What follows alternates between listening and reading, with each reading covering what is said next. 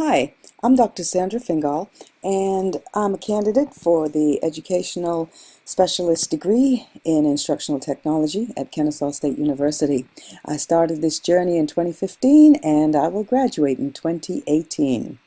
I graduated from Capella University in 2009 with a doctorate in instructional design for online learning.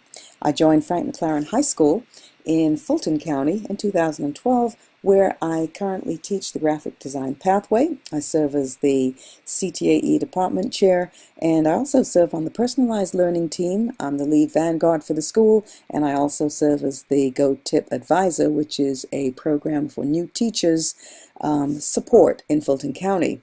So the title of this project is Using Technology to Engage Youth in Personalized Learning Environments. So when we look at the setting, this project took place at Frank McLaren High School, which is a non-traditional public high school in Fulton County. The school is nestled in the middle of the business district of College Park. The school student body is made up of 93% African American, 6% Caucasian, 1% Asian and Hispanic. The student body is 44% male, 56% female.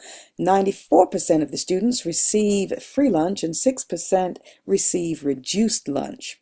7.4% of the student body has an individualized education plan, an IEP, and the school's administration is made up of a principal, one assistant principal, and a school improvement specialist with 26 teachers.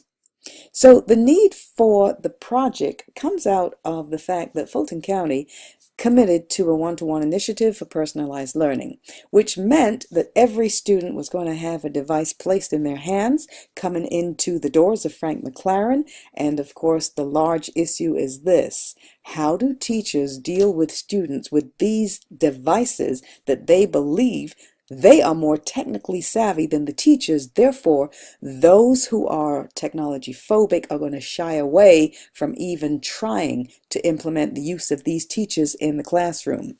So this Capstone project is really critical in transforming the technology culture of the school. So let's take a look at a couple of things that came out of a study. This was at Watson High School is a regional leader in technology, and the implementation of their one-to-one laptop study showed that teachers candidly reported major barriers to technology implementation in a qualitative study that was undertaken by Shiflett and Wheelbacker in 2015. The interesting thing is some of these concerns that you see, I actually know that so many of them are prevalent at Frank McLaren. And what comes to mind immediately, of course, is like the generational barriers, and also keeping students on task, and in particular, professional development. That is one of the large barriers. So let's take a look at what the Capstone plan, looks like. Three-phased approach. Phase one is where I did the pre-assessments, the technology comfort level, which was a self-assessment, the LODI, which is the level of technology integration, the TIM, which is the technology integration matrix, and then I did a baseline video, and that was the pre-assessment phase. In phase two, this is where the professional development and coaching took place after the teachers were rated from the LODI.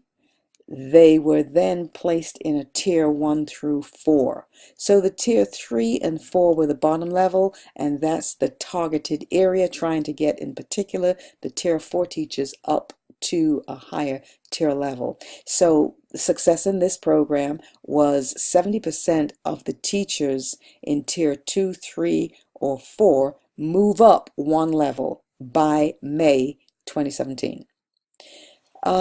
We did two kinds of coaching with the individual teachers, or sometimes with group teaching, and we did multiple types of whole group professional development based on the survey that was taken, where the teachers determined what kind of grouping they preferred, whether it was with a buddy, whether it was one-on-one, online, or in a larger group setting. Tier 3, the phase 3 was actually where I did the post assessment. And again, I took another technology comfort level survey. I took the Lodi, I took the Tim again, and then a final video so that what I could do was actually do a comparison of what happened coming in phase 1 and what were the changes after phase 2 training was implemented.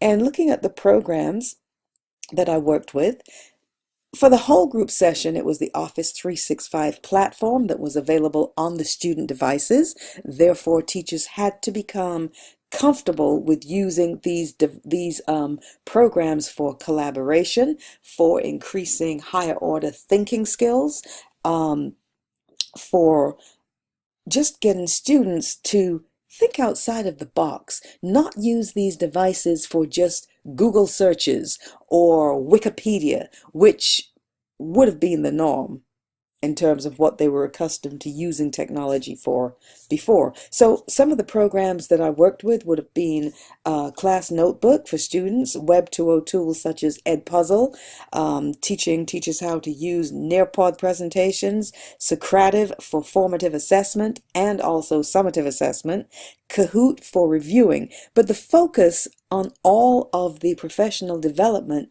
was to make sure that teachers were able to use data-rich Web 2.0 tools that would allow them to extract data, allow them to look at the data and use it for student immediate feedback, or using the data to make immediate adjustment to instruction based on knowing the weaknesses and the strengths of students. Phase 3, that comparative look. Where did they start? Where are they now? Did we see any improvement in terms of moving up a level? The timeline, as you can see here, pre-assessment, July through August 5th. Phase 2, we started targeted professional development, whole group, August 18th and 19th, and then September 15th and 29th. Then I did a benchmark in December, again, taking a Lodi, trying to see if there was any improvement after that first round of testing of professional development. Then we went into our second phase of professional development and coaching in semester 2. And then at the end of that semester, we had phase 3 post assessments May 1st through May the 8th. Looking at some of the results, we saw increased comfort level. These are self-rated. We saw increased Lodi scores. We saw increased tier level. And when we quantify that information, you'll see that 74% of the teachers were uncomfortable with using the Surface Pro. 73%, they required Office 365 training. They didn't know much about it.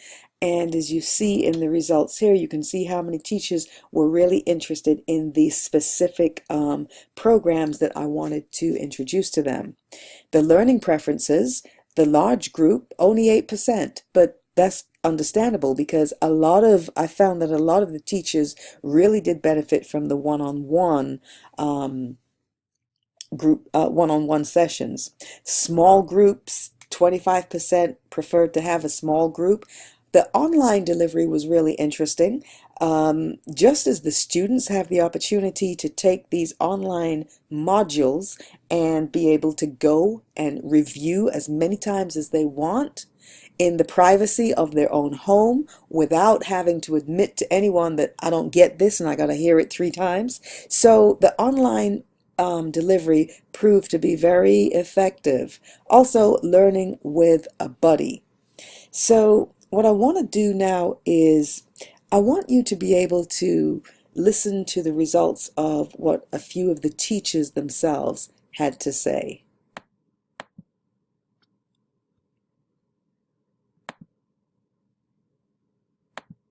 And I have learned to use Kahoot in assessments and in a review. And I used to admire teachers and marvel at the fact that they could do that. I didn't know it was that easy to really do. So now I use that. I also use Edmodo. I used it initially for assessments, but I still prefer. I'm using paper, particularly with unit tests and finals. I prefer using paper and pen or paper and pencil.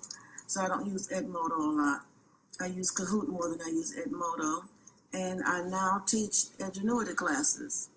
And I've learned from other teachers. I didn't really take a formal training, but it was not that difficult to learn to use that. So I now had two classes, two ingenuity classes, which is in a total of almost 50 students with that particular technology.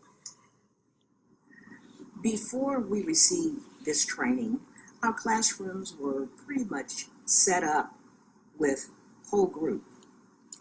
And there was a need, well, we had differentiation, but there was a greater need. Now that we have these devices, we can utilize personalized learning for each student. They can work at their pace. We are allowed to have those that are accelerated learners to move on while we go back and work with those students, because we don't have the luxury at McLaren of having two teachers in the classroom. So this has made our job more effective. Training in technology should be ongoing because it changes constantly on a daily basis. So to keep up, to stay ahead, and to keep the flow, we need training constantly. Initially, when I got here, I did not know how to use Office 365 because I came from Atlanta Public Schools, and Fulton County is big on Office 365, whereas in APS we weren't. So I was introduced to our Vanguard specialist, Dr. Sandra Fingal, and she got me to using Microsoft Office Forms, Microsoft everything. Everything that I do now is uploaded to Microsoft, and if I leave my flash drive at work, I can do it at home. I didn't know the difference between OneDrive, OneNote, Class Notebook, Sway, PowerPoint, none of that. But Dr. Fingal showed me how to differentiate between all of them and how to make it in a logical sequence to where I'm more effective in my work. But the biggest impact I think she's had on my job is OneNote, and at first I made it to like it was a class notebook, but then I figured out how to do it to where teachers could see their individual progress within a notebook. So if you wanted to come around here and see, you can. So this is what I have done for all of the teachers in the building. Each teacher has their own page, and the only person who can see everything is me. And I can see leader only, and I can upload stuff to the collaboration space. So if we want to do an online PD, all the teacher has to do is click here. If they don't want to be bothered with me and I don't want to be bothered with them, they click here, they sign off on their PD, and then I come to their room to check it out. Another thing that I found that's helpful that Dr. Fingal kind of introduced me to is Microsoft Stream. So when I'm in teachers' classrooms, I can use my device. What is this? My Surface Pro. And I can record and upload it to their notebook. It's stress-free. Students don't know I have it. Teachers don't know I have it. It's tiny and it's flexible. And this is the bulk of my work. So when I'm doing, last year when we did PDs with the teachers, all of the PDs were done online.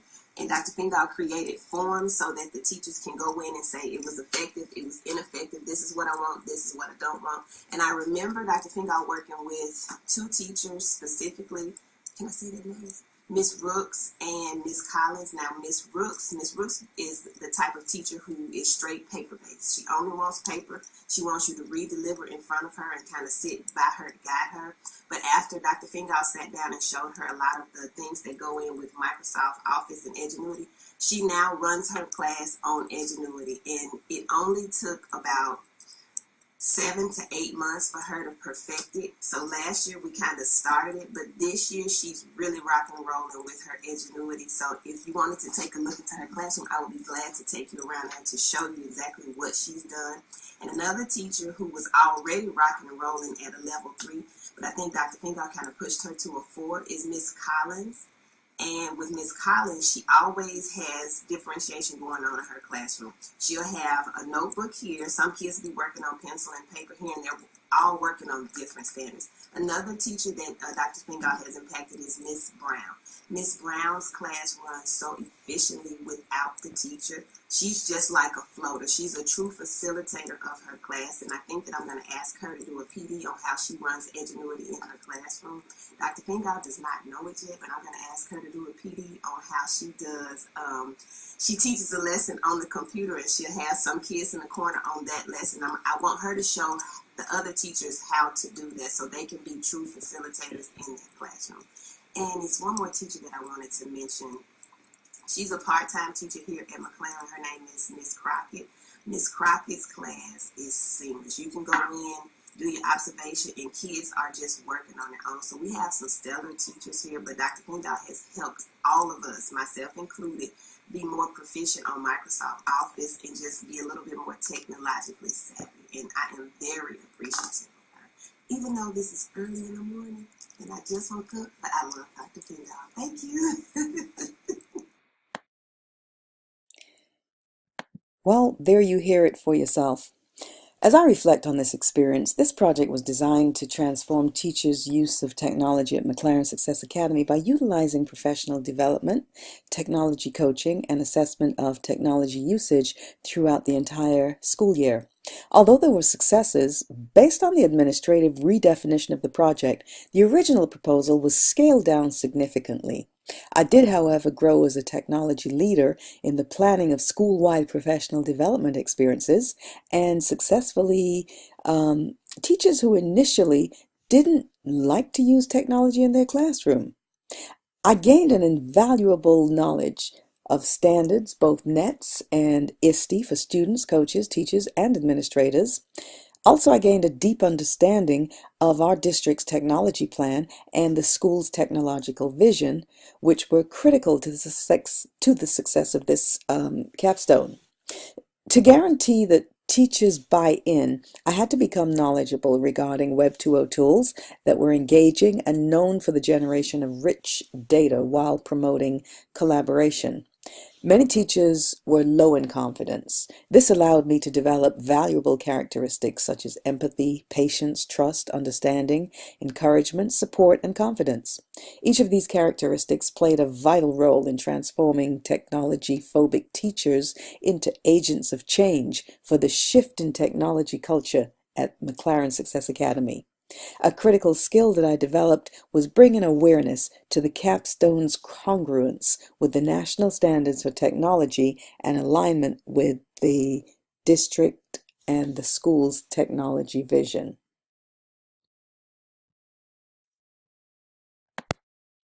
Some sound advice that I would like to offer anyone undertaking a project of this nature is just to urge you to first foster a sound relationship with the school administration that is based on mutual respect and trust.